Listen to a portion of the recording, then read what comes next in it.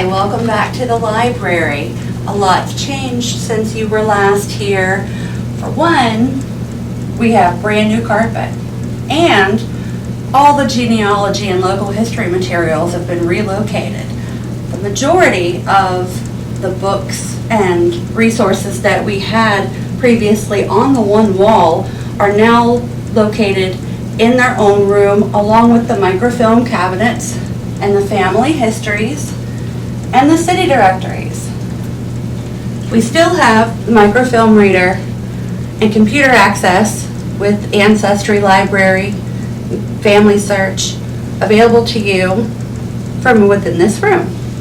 A couple of things about local history and genealogy that people may or may not know about are the importance of documentation and record keeping.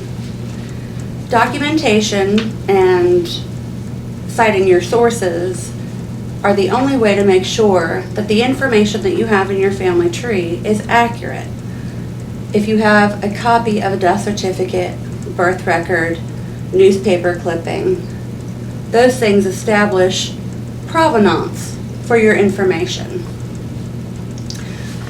Something else that you could do that people might not have previously thought about is creating something like a timeline.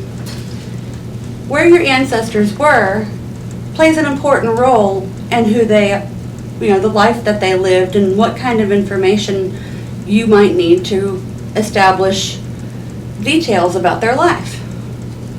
So let's say you have a great-great-grandfather who spent a short amount of time in Kansas City in 1897. You would have to go to Kansas City newspapers to see if perhaps he got off the train or checked into a hotel there.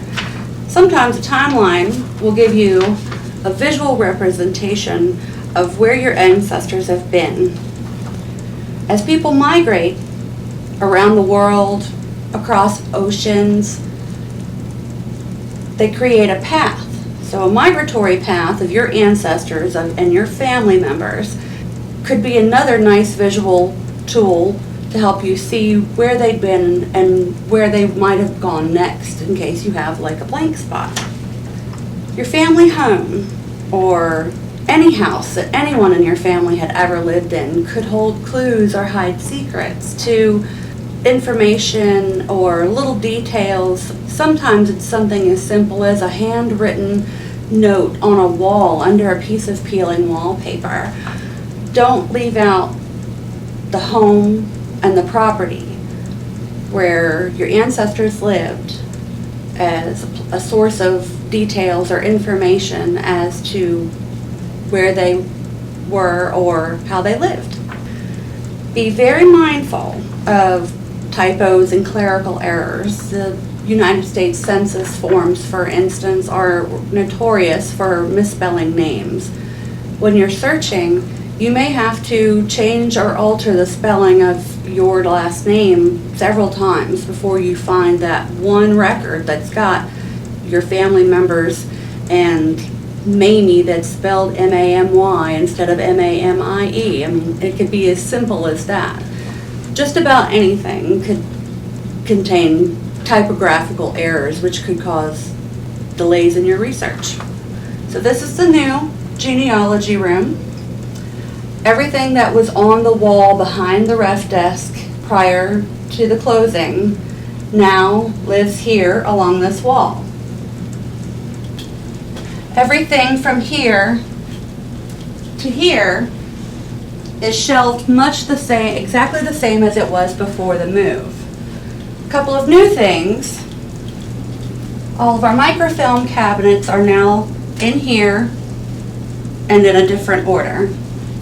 We've moved the family history binders from behind the reference desk in here to this room.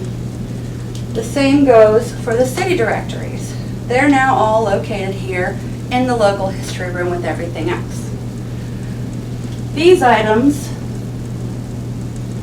used to be where periodicals and newspapers are, but now they're in here.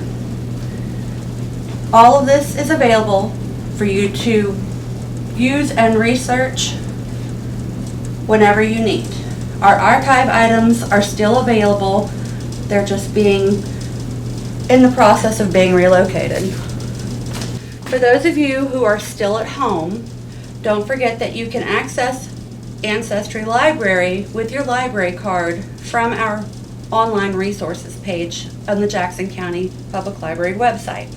All you have to do is click the link, put your library card and password in, and it'll take you right there.